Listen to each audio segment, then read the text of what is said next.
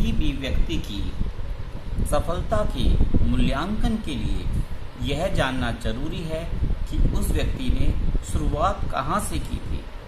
ठीक उसी प्रकार किसी देश के आर्थिक विकास की मूल्यांकन के लिए यह जानना जरूरी है कि उस देश ने शुरुआत किस आर्थिक स्तर से की थी। भारत 1947 में आज़ाद हुआ।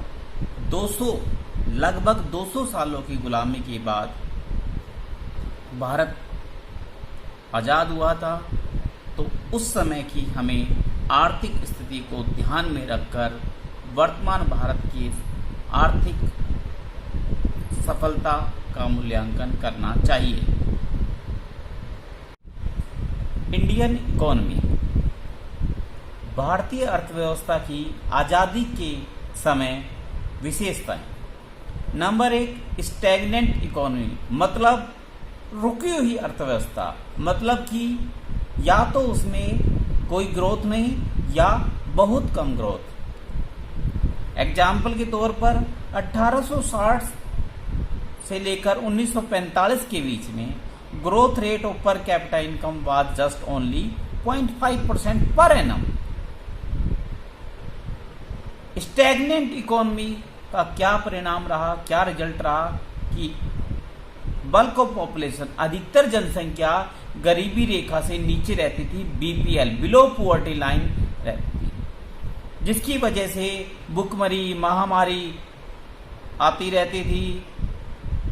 लोगों को जो रहने का जो स्तर था वो जो है बड़ा लो था, वेरी लो था। दूसरी विशेषता एग्रीकल्चर बैकवर्डनेस। हमारे जो देश की कृषि थी वो पिछड़ी हुई थी। एग्जाम्पल के तौर पर हम देख सकते हैं उस समय 72% लोग एग्रीकल्चर में लगे हुए थे, लेकिन उनका योगदान जीडीपी में केवल 50% था। पर हेक्टर जो प्रोडक्शन था, जिसको हम प्रोडक्टिविटी व्यक्त करते हैं, वो बहुत कम था। उदाहरण के तौर पर 1 हेक्टेयर जमीन पर केवल 660 किलोग्राम गेहूं की पैदावार प्रोडक्शन होता था, जिसकी वजह से देश में फूड ग्रेन्स का प्रोडक्शन जो था इनसफिशिएंट था। फूड ग्रेन्स हमें इंपोर्ट करने पड़ते थे, आयात करना पड़ता था।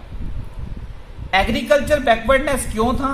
क्योंकि अंग्रेजों ने जो जमींदारी सिस्टम अपना रखा था, जिसमें जमींदार बिचौलिए होते थे, किसानों से लगान लेकर अंग्रेजों को देते थे, तो जमीन पर इन्वेस्टमेंट करने के लिए किसानों के पास कुछ शेष नहीं बचता था, जिससे हमारे देश की जो एग्रीकल्चर था, उसकी जो टेक्नोलॉजी थी, वो पिछड़ी हुई थी। तीसरा पॉइंट, इंडस्ट्रियल बैकवर्डनेस। हमारी इंडस्ट्री भी पिछड़ी हुई थी, क्योंकि इंडस्ट्री में बेसिक इंडस्ट्रियों का, भारी उद्योगों का, हैवी इंडस्ट्रियों का अभाव था। कोई कैपिटल गुड्स, कोई मशीन नहीं बनती थी। Small scale industry, SSI, small scale industry लगभग खत्म हो चुकी थी, क्योंकि ब्रिटिश गवर्नमेंट की जो नीतियां थी वो इस देश के आर्थिक विकास में मदद करने की नहीं थी। उन्होंने ऐसी नीतियां अपनाई कि जिससे इंग्लैंड की, ब्रिटेन की उद्योग तो बढ़े और भारत के उद्योग पिछड़ जाएं, खत्म हो जाएं। Next point is poor infrastructure. Infrastructure का मतलब क्या होता है?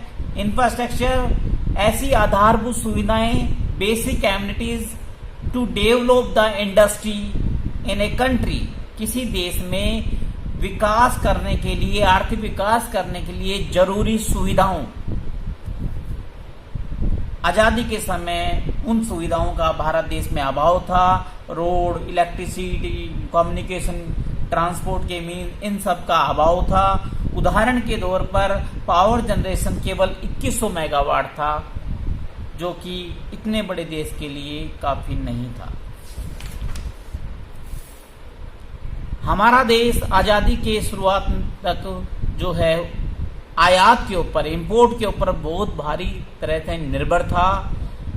यहाँ तक कि सिलाई मशीन, साइकिल तक भी हमें इंपोर्ट करनी पड़ती थी, क्योंकि हमारे यहाँ बेसिक इंडस्ट्री का, हैवी इंडस्ट्री का अभाव था। आर्मी के लिए जो डिफेंस इक्विपमेंट चाहिए होते हैं वो भी हमें इंपोर्ट करने पड़ते थे। तो कुल मिलाकर हमारे देश बहुत बुरी तरह से इंपोर्ट पर निर्भर था, और वो इंपोर्ट लगभग ब्रिटेन से होता था, जिसका सारा फायदा ब्रिटेन खुद उठाता था। Next point is limited urbanisation. केवल 14% जनसंख्या भारत की अर्बन एरियाज में रहती थी, तो शहरों की जो सुविधाएं थी केवल 14% लोगों तक उसकी पहुंच थी। बाकी 86% लोग जो है गांव में रहते थे। Next point is colonial economy. Britain ने हमारे देश को गुलाम बनाया और हमारे देश के जरिए अपने देश का आर्थिक विकास किया, हमारे देश का शोषण किया। हमारे देश के जो घरेलू उद्योग थे, डोमेस्टिक जो इंडस्ट्रीज थी, उनके ऊपर भारी टैक्स लगा दिया, हैवी टैक्स लगा दिया, ताकि वो फल फूल ना सके और ब्रिटेन के उद्योगों का मुकाबला ना कर सके। केवल रॉ मटेरियल हमारे देश में प्रोडक्शन किया जाता था, जिसका हम एक्सपोर्ट ब्रिटेन को करते थे सस्ते दामों पर, और वहां से पक्का माल तैयार होकर महंगे दामों पर हमारे देश में बिकता था। इस प्रकार से ब्रिटेन ने अपने फायदे के लिए हमारे देश का शोषण किया। इन सब 7 कारणों की वजह से हमारे देश की जो जनसंख्या थी वो अधिकतर गरीब थी, बेरोजगार थी, पढ़ी लिखी नहीं थी, इलिटरेसी जो है मास लेवल पर फैली हुई थी। तो ये स्थिति आज़ादी के समय भारत की थी।